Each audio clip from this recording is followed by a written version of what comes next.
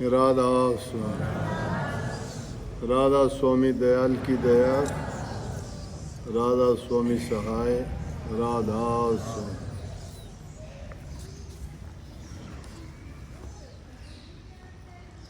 वो बात याद आ गई पहले उससे, जुजमान वाली। कोई भी आदमी किसी को खुशी से कोई चीज़ भेंट करता है ना, कोई भी तोहफा देता है, भेंट देता है, वो अपनी मर्जी से अपने दिल की भावना उसमें रख के देता है। ये ज़रूरी नहीं है कि देने वाला तोहफा बहुत अच्छा होना चाहिए। चीज़ समझने वाली ये है कि उसकी दिल की भावना समझो कि वह देना सब कुछ चाहता है और जो उसके पास है अच्छे से अच्छा देना चाहता है, उसको स्वीकार भी उसी मन से करना चाहिए। देने वाले को भी खुशी होती है उससे, और अगर देने वाला देता है, लेने वाला उससे मन मार के लेता है तो उस चीज़ का निरादर होता है। किसी का निरादर ना कर। अगर किसी का निरादर करते हो तो उसका दिल दुखता है, और किसी का दिल दुखाना तो अपने आप पर यूँ समझो कि भार लाद लेना है। जो बात मैंने कही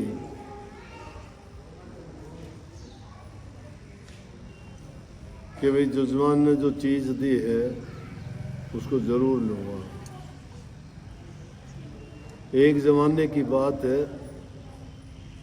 एक बहुत बड़ा सेठ था, धनवान, पैसे वाला, दान पुण्य किया करता। दान मुख्य रूप से ब्राह्मणों को दिया जाता था। ब्राह्मणों को भोजन जगाना, घर में बुलाना, उनका आदर सम्मान करना, चलते वक्त उनको दान दक्षिणा देना। तो ये काम उस ज़माने में ब्राह्मण लोगों को करते थे। ब्राह्मणों का उच्च दर्जा और पूज्य हमारे समाज में माने गए हैं आदिकाल से।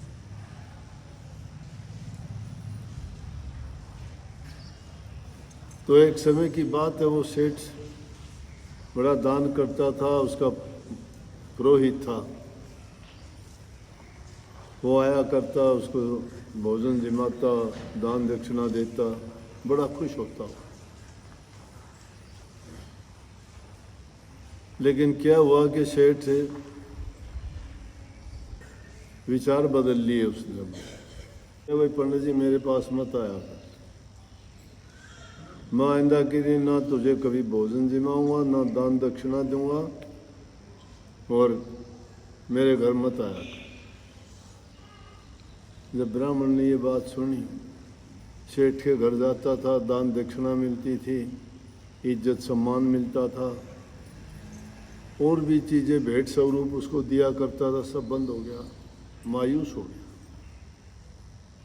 उदास हो गया। घर जाके अपनी घरवाली को बताई बात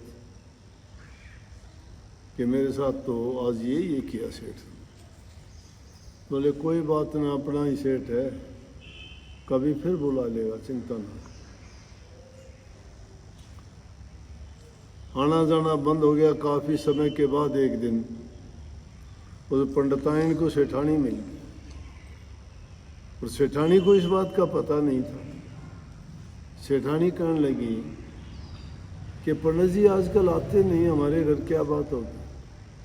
बोली आपको पता नहीं क्या कि सेठ ने उसको तो मना कर दिया। कहने लगे मैं इस पाखंडवाद में, इन कामों से छुटकारा ले लिया, अब मत आया कर मेरे पास, ना मैं आपको कोई दान दक्षिणा दूंगा, ना आपको भोजन जिमाऊंगा, और मैं इन चीज़ों से अब दूर हो गया। सेठानी को भी बोला कि वो उसकी उदासी देख के बोली कोई नहीं,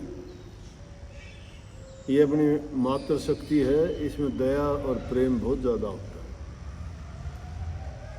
देखो यूँ तो कोई भी इंसान सब बराबर नहीं होते, लेकिन ज़्यादातर इनमें दया भाव ज़्यादा है, प्रेम भी ज़्यादा है, सेवा भी इनमें ज़्यादा है।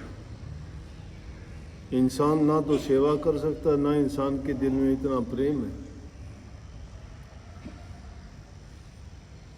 इसीलिए तो ज़्यादा हॉस्पिटलों में देखोगे नर्सेज, यही नर्स क्यों होती हैं ज़्यादा, क्योंकि मरीज की देखभाल अच्छी तरह कर सकती हैं, इंसान नहीं कर सकता, आदमी नहीं कर सकता। फिर दया है इनके दिल में, किसी का दर्द देख नहीं सकती।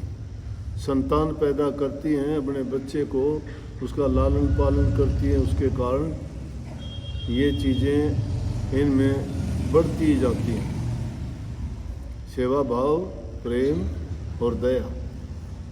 और जिस इंसान में ये चीज़ें आ जाती है ना, वो समझो कि वास्तविक रूप से इंसान हो जाता है। और जिसके दिल में दया नहीं है, प्रेम नहीं है और सेवा नहीं जानता है, वो धर्म के रास्ते पर नहीं चल सकता। हमारे शास्त्रों में लिखा भी है कि दया धर्म का मूल है और पाप मूल अभिमान। पाप का मूल अभिमान अहंकार है। और तुलसी दया ना छोड़िए जब लग घटमत रहा। दया नहीं छोड़नी चाहिए जब तक इंसान के शरीर में प्राण है। और धर्म का मूल का मतलब वास्तविक धर्म को अगर जानना चाहते हो तो उस जिसके दिल में रहम है, दया है, उसके दिल में प्रेम भी होगा और वही इंसान सेवा भी कर सकेगा।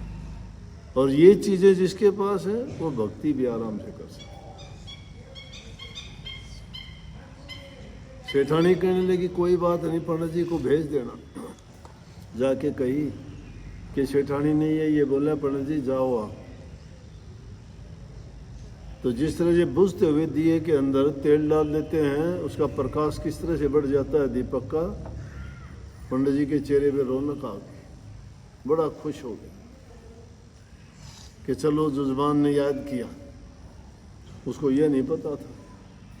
गया जाके पंडित जी के घर में, तो सेठ को उसने बताया नहीं कि मैंने बुला रखा है।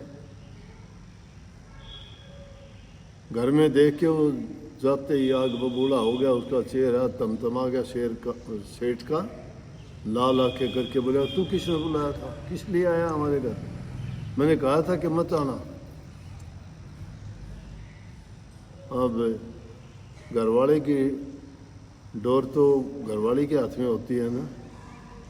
उसने डोर खींची, कहने लगी सेठ जी चुप रहो, मैंने कहा था इसलिए आया है। अब सेठ चुप। तो सेठानी से नहीं कह सकता ना। वो जानते हैं कि औरत लक्ष्मी का रूप है, इसको गलत बोलना, मारना पीटना या उनको बेइज्जत करना बहुत बुरी बात है। मातृशक्ति की इज्जत सम्मान जो करता है वो लक्ष्मी की पूजा करता है। इसीलिए ये दूसरे लोगों के पास धन नहीं होता। ये तो ले गद खा दिया 1 मिनट में, चाहे कोई देखो कोई नहीं, गाड़ बल लिया बाढ़ पकड़ के घसीटते हुए। लेकिन सेठ उनको कुछ नहीं कहेगा। इसीलिए सेठों के पास धन होता है। तो अपने घर वालों से बता देना, जो कंगाल बनना हो तो हमारे साथ झगड़ा किया करो, धन चाहते हो तो हमारी इज्जत किया करो, ठीक है ना। वो कहते ही सेठ तो जैसे उबलते हुए दूध पर पानी डाल दिया, एकदम शांत हो। बोला कि कुछ कहने की जरूरत नहीं, अंदर लेगी। बोला वो अंदर आ। सेठ अंदर गया। बोला हाँ ब्राह्मण है, कुछ कहने की जरूरत नहीं, पूज्य होते हैं ब्राह्मण। कुछ देना हो ना देना हो तेरी मर्जी है, लेकिन कम से कम बोल इज्जत से। उसको घर आए आदमी को बेइज्जत नहीं करना चाहिए। सेठ बड़ा शर्मिंदा होया, लेकिन फिर भी उसके दिल में रोष तो था पंडित के प्रति। बोला कुछ तो दे दे, आया बेचारा, कुछ क्या दे दे। गुस्से में आके केले लेके गया था, केले खा के छिलके पड़े थे। सेठ ने गुस्से में आके छिलके डाल दिए उसकी जोड़ी में सेठ की। बोला ये ले। ब्राह्मण था। ब्राह्मण में ज्ञान होता है। ब्राह्मण हो तो ब्राह्मण की परिभाषा है, ब्राह्मण सोई जो ब्रह्म पिछाणे, बाहर जाता भीतर आने, दया जनेऊ घट में राखे, पांचों बसकर झूठ नहीं भाखे, काम क्रोध लोभ मोह अहंकार न होई, चरण दास ब्राह्मण है सो। ये ब्राह्मण के गुण और निशानी हैं, ऐसा होता है ब्राह्मण। कसाईयों का नाम ब्राह्मण नहीं होता। जो उल्टे सीधे काम करते हैं, नशे करते हैं, शराब पीते हैं, मांस मछली खाते हैं, नाम ब्राह्मण का है तो गलत, ब्राह्मण नहीं। ऐसा काम करने वाला तो शूद्र करता है। जाति कोई नहीं है। जाति तो इंसान अच्छे काम करने वाले की ऊंची जाति है, नीच कर्म करने वाले की नीच जाति है।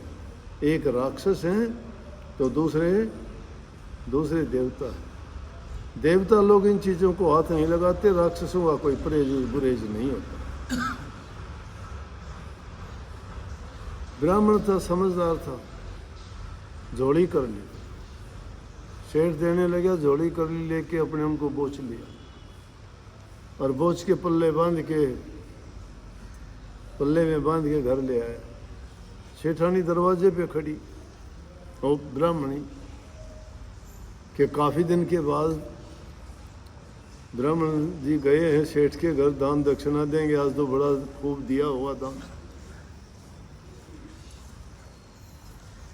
इंतजार में कि आज तो मजे होंगे।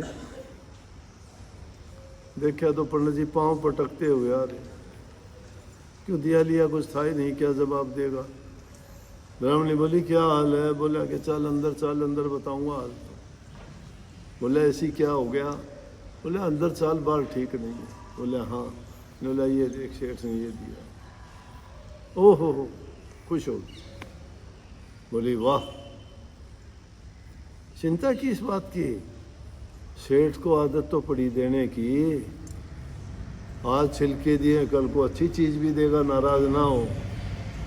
बोला फेंक दे इनको, क्या करेंगे। ने बोली वाह,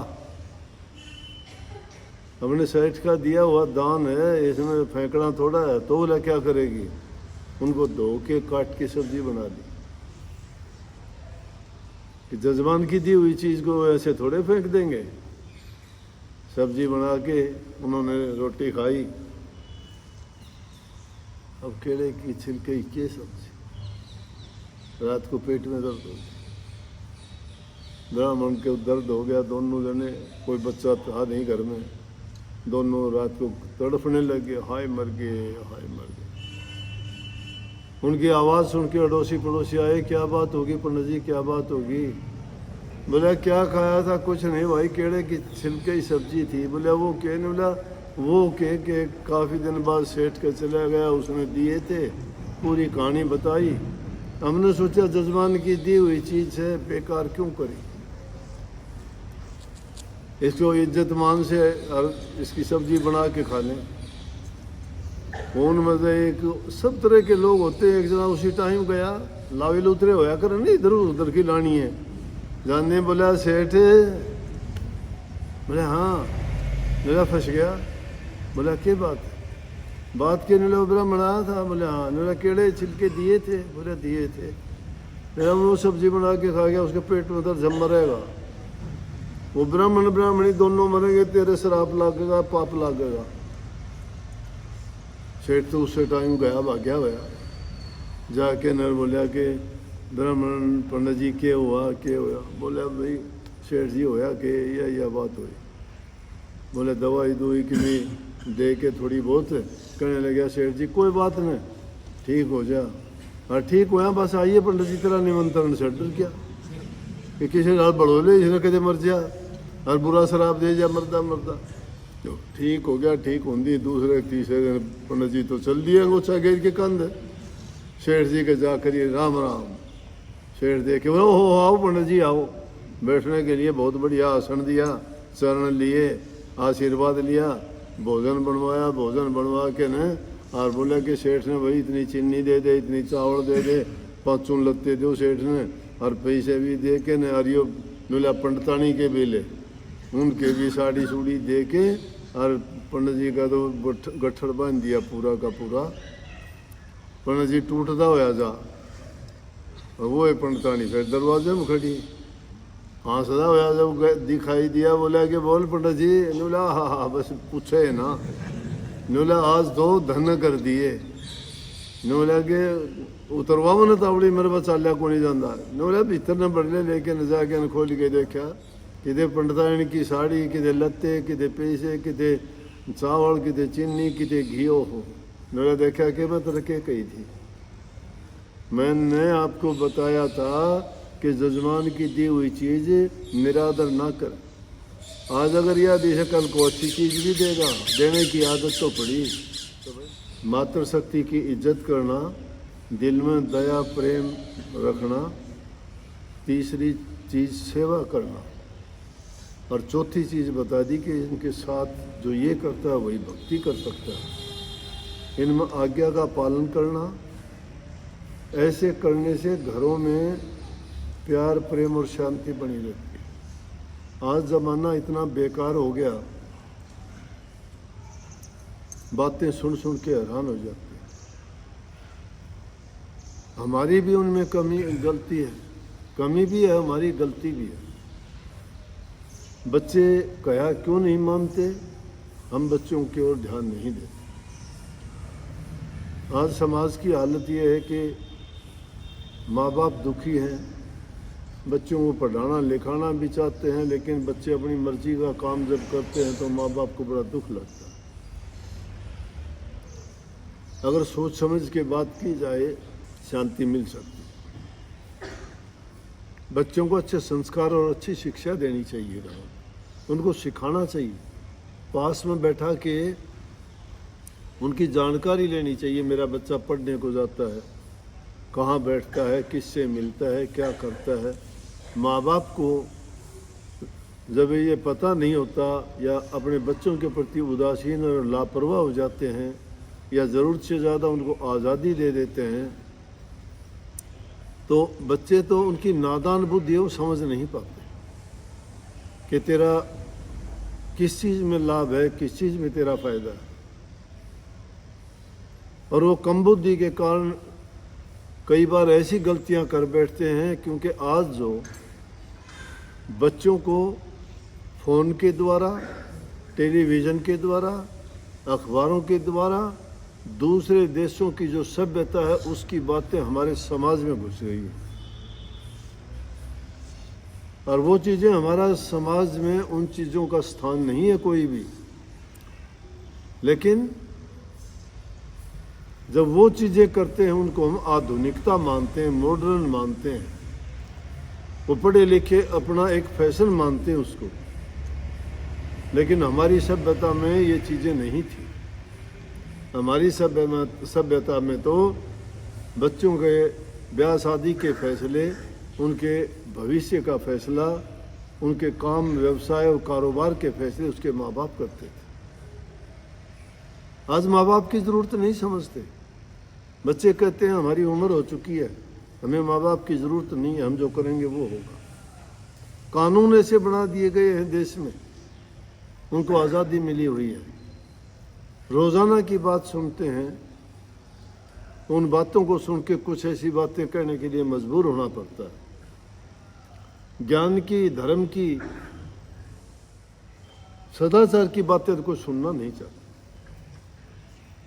ये बातें उनको फीकी लगती हैं, बुरी लगती हैं, उनको अपनाना नहीं चाहते। कहाँ जाएगा समाज, दिशाहीन है। और फिर वो डोर हाथ से छूट जाती है तो कटी पतंग की तरह हो जाता है, किसी दिशा में जाओ फिर वो। उनको नहीं पता हमारे समाज के कानून क्या है, उनको नहीं पता हमारी परंपराएं क्या है। जो उन परंपराओं में जिया और उन परंपराओं के विरुद्ध आज बच्चे काम करते हैं तो माँ बाप तो गया, वो जिंदा रहता है लेकिन जीने लायक नहीं रहता। ऐसी ऐसी घटनाएं सुनते हैं। शादी फिक्स कर दी जाती है, तारीख नज़दीक आती है, लड़की घर से गायब हो जाती है, लड़का गायब हो जाता है। घर में बारात आने को होती है, क्या जवाब देंगे अगलों को लड़की वाले?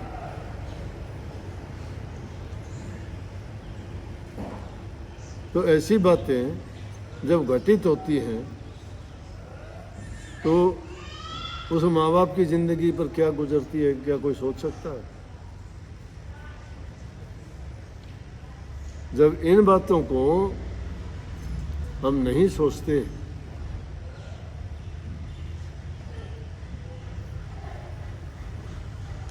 बड़ा दुख होता है।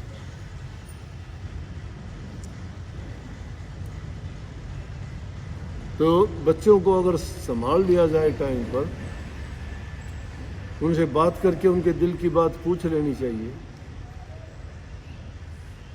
वो परिणाम आने से पहले ही उसको अगर संभाल लिया जाए तो ये दुख नहीं देखने पड़ते।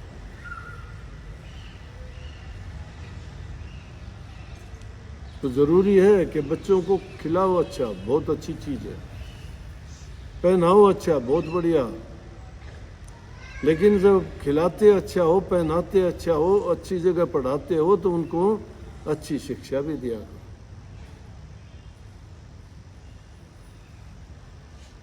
वो भी तुम्हारे हाथ में है।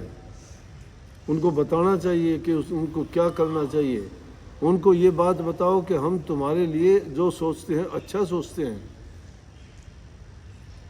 तुम्हारे लिए हम इतना कुछ करते हैं, वो हमारे काम नहीं आने वाला, हम आपके लिए करते हैं ताकि आपका जीवन अच्छा गुजरे, आपका भविष्य अच्छा हो। और जो मनमर्जी के काम बच्चे कर लेते हैं उनके परिणाम 90% बाद में खराब होते हैं। अगर वो बात अच्छी होती तो छूट मिल जाती कि भाई करो, कुछ भी करो। हमारे समाज में अलग अलग जातियां हैं, ऊंची नीची भी मानते हैं।